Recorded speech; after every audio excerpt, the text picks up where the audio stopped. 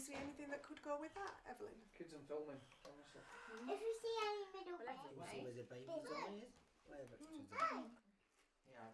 When I was 15, my sister became really ill, and it took a long time for her to be diagnosed. The diagnostic journey for me was quite long and painful, quite traumatic, because no one knew to investigate for that condition, and so I was in and out of hospital for a lot of months before they realised what it was. And all this time when I was in and out of hospital, I was deteriorating in health.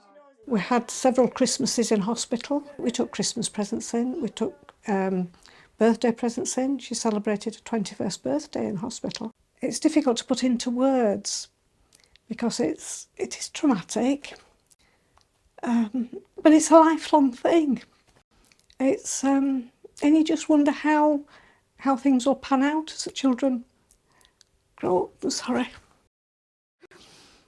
Yeah, you do wonder. You wonder with the family how the future's going to be. This was when they're first diagnosed.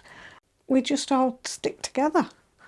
Often if you've got acute porphyria. So by the time I was eventually diagnosed, I was already paralysed and had lost a lot of weight and was really quite poorly. And at that point, the whole family had testing to see whether we were affected. So my parents and my brother and myself were tested.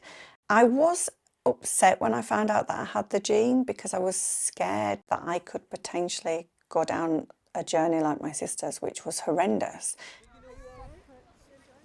I remember phoning Liz and saying, Liz, I've got really weird backache and it's not going away, and I feel like it's been punched and it's just really dull. And she was like, oh, I think you might need a test for porphyria to see whether your levels have gone up, whether you might be in an attack. I knew what needed to be done, but when you're so poorly, you can't focus on what needs to be done. And she became my voice and completely helped me get access to the care that I needed. So the importance of genetic testing is really evident in our family. I think my diagnostic journey was so long and painful, and it meant that because we already knew that Sue had the gene, when she did start with symptoms, we could be really proactive.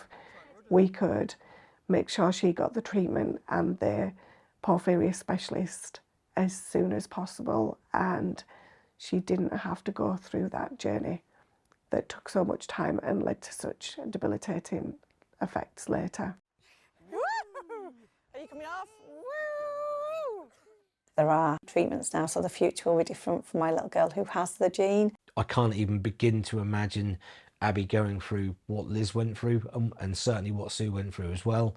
I can't begin, I don't even want to imagine that, but I kind of think I don't need to, because because the future is a lot brighter, the way that the medical research is going. Hopefully Abby will never have to endure any of that. I think the most important thing is that you are not alone, and the information that you can gather around your condition can make you stronger. If you can have that information, you can then share that, and it might be small information with little awareness pieces to your GP, to your doctor, to your school, workplace, etc. Or it might be on a bigger level, but it makes you feel much more empowered and in control of what's happening to you.